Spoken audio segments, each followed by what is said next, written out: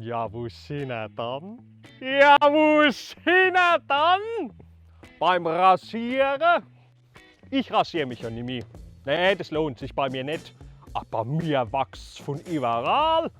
Das ist wie eine feindliche Übernahme. Ohne Klamotte sehe ich aus, als hätte mich Christo verhüllt. Hm? Im Rasierzeug kaufe auch nicht mehr in der DM. Nee, ich gehe gleich in der OB.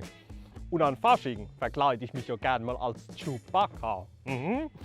Leute, wisst ihr, wie das ist, als Mann zu leben?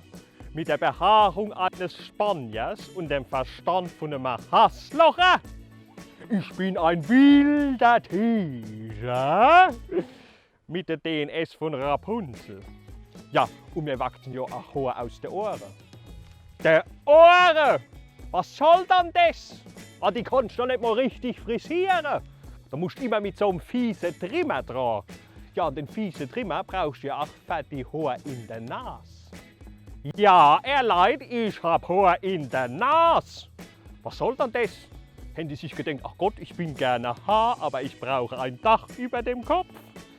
Ja, die meisten Haare habe ich auf dem Kopf. Ja, das ist bei mir. Der liebe Gott hat gedacht, ja, machen wir mal Happy Hour und drauf damit, drauf damit. Ja, wir können ja auch nicht die Haare vom Kopf fressen. Man hört da oben, sind wie All-Inclusive-Buffet bei der AIDA. Wächst immer wieder nach.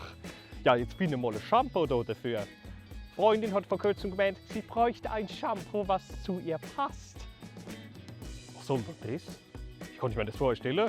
Steht da hinten dran dann die Hobbys vom Shampoo auf der Packung. Sowas wie, bin gerne im Wasser, habe ein schäumendes Temperament. Ich habe dann vor kurzem auch eins gekauft, habe nicht darauf geachtet. Und wie ich dann daheim gelesen habe, was ich gekauft habe, vegan. Leute, ich habe veganes Shampoo gekauft. Dabei wollte ich doch Schauma mit Leberwurst. Spaß beiseite, wir sehen uns im DM. Dann stoß mal auf, mein Schatz, ich riech die Leberwurst so gerne.